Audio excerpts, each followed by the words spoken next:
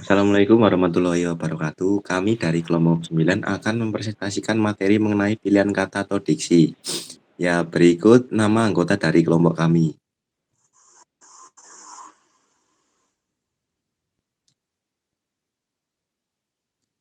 Ya.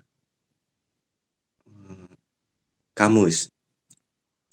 Informasi yang diperoleh dari entry beda dalam Kamus Besar Bahasa Indonesia atau KBBI. Yang pertama, mendapat informasi tentang jenis atau kelas dari kata dasar beda dan kata turunannya. 2. Kita memperoleh informasi tentang makna kata benda itu sendiri. 3. Kita diberi contoh penggunaan kata dasar beda dan kata turunannya dalam kalimat. 4. Kita mengetahui bahwa dari kata beda dapat diturunkan kata berbeda, berbeda-beda, perbedaan, membedakan, membeda-bedakan, terbeda-bedakan, memperbedakan, pembeda, dan pembeda kelima. Kita memperoleh pula informasi tentang sinonim dari kata benda, yaitu berlainan, berselisih, berbautan, dan masing-masing berlainan. B. Thesaurus. Thesaurus merupakan khazanah kata yang disusun menurut sebuah sistem tertentu. Terdiri dari gagasan-gagasan yang mempunyai pertalian timbal balik sehingga setiap pemakai dapat memilih istilah atau kata yang ada di dalamnya. Kita akan mengetahui asal kata dalam kurung etimologi, antonimnya, dan kata-kata yang berhubungan dengan entry tertentu ketika membaca thesaurus. Ya, untuk materi selanjutnya akan disampaikan oleh rekan saya. Baik, selanjutnya ada syarat ketetapan pemilihan kata pada kata diksi. Yang pertama, dapat membedakan antara denotasi dan konotasi. Denotasi dapat diartikan juga sebagai makna sebenarnya.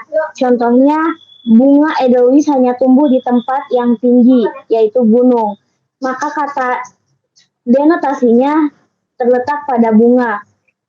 Selain itu juga contoh lainnya, besi logam yang paling keras, maka kata denotasinya itu pada kata besi.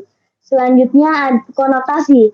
Konotasi dapat diartikan juga sebagai kata kiasan atau makna kontekstual. Contohnya, jika bunga bank tinggi, orang enggan mengambil kredit bank. Maka letak kata konotasinya pada bunga bank. Kemudian yang kedua, dapat membedakan kata-kata yang hampir bersinonim. Contoh yang pertama, siapa pengubah peraturan yang memberatkan pengusaha. Nah, pada contoh pertama itu pada kata pengubah. Beda dengan contoh yang kedua, yaitu pembebasan dia masuk untuk jenis barang tertentu adalah peubah. Peraturan yang selama ini memberatkan pengusaha. Nah, pada contoh kedua itu pada kata peubah. Selanjutnya pada yang C, slide selanjutnya yaitu dapat membedakan kata-kata yang hampir mirip dalam ejaannya. Contohnya itu, salah satu contohnya itu kata intensif dan insentif. Kata intensif memiliki arti secara sungguh-sungguh dan terus-menerus, sedangkan insentif memiliki arti tambahan pemasukan dan seterusnya. Terima kasih. D. Dapat memahami dengan tepat makna kata-kata abstrak. Contohnya keadilan, kebahagiaan, keluhuran, kebajikan, kebijakan, kebijaksanaan. E. Dapat memakai kata penghubung yang berpasangan secara tepat. Contohnya, pemakaian kata penghubung yang salah. Bukan aku yang tidak mau, tetapi dia yang tidak suka. Pemakaian kata penghubung yang benar. Contohnya, bukan aku yang tidak mau, melainkan dia yang tidak suka. F. Dapat membedakan antara kata-kata yang umum dan kata-kata yang khusus. Contohnya, kata umum melihat, kata khusus melotot, membelak, melirik, mengintai, mengintip, menatap, memperhatikan, mengamati, mengawasi, menonton, dan meneropong. Selanjutnya akan akan dilanjutkan oleh rekan saya.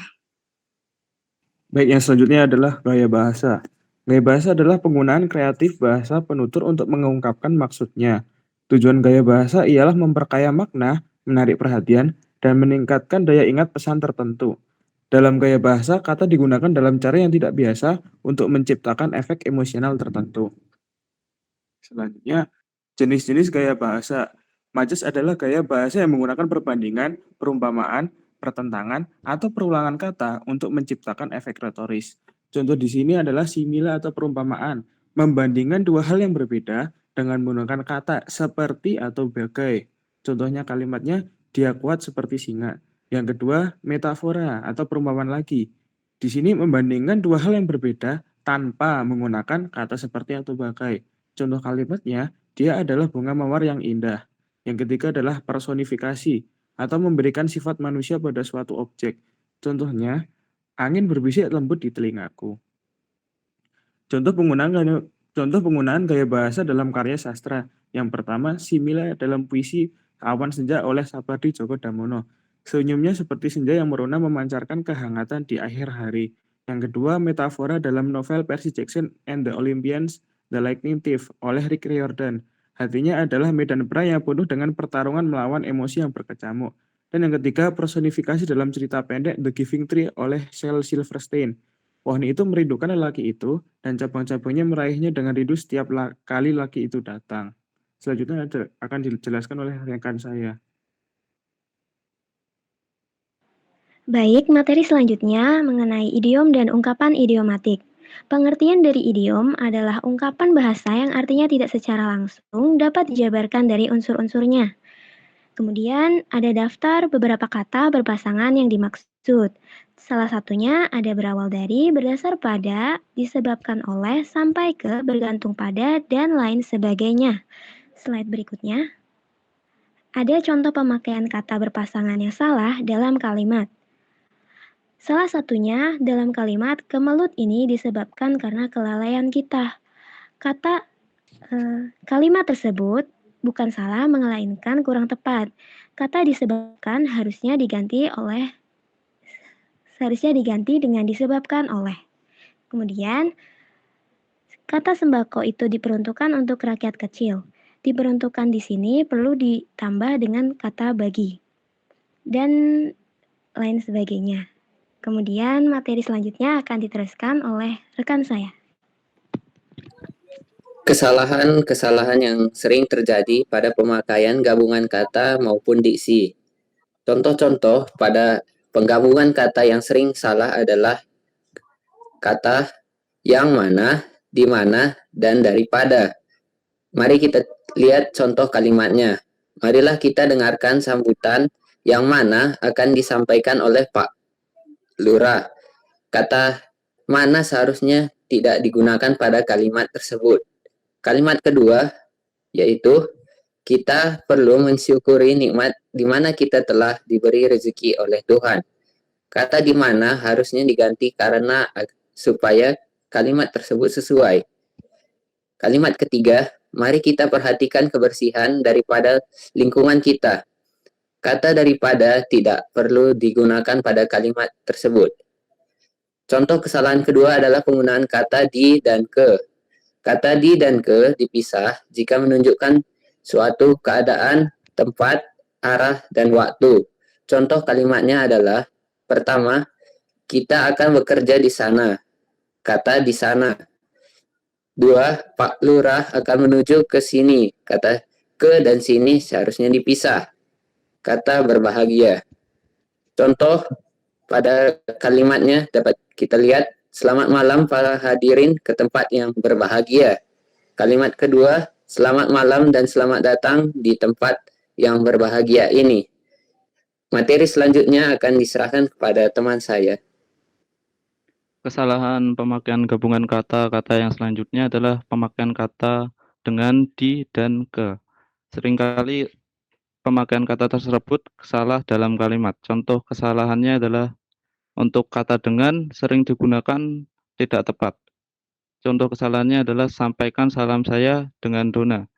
Itu menimbulkan ambigu yang dapat membingungkan pembaca. Yang selanjutnya, mari kita tanyakan langsung dengan dokter aslinya. Hal tersebut juga kurang efektif untuk digunakan dalam kata tersebut.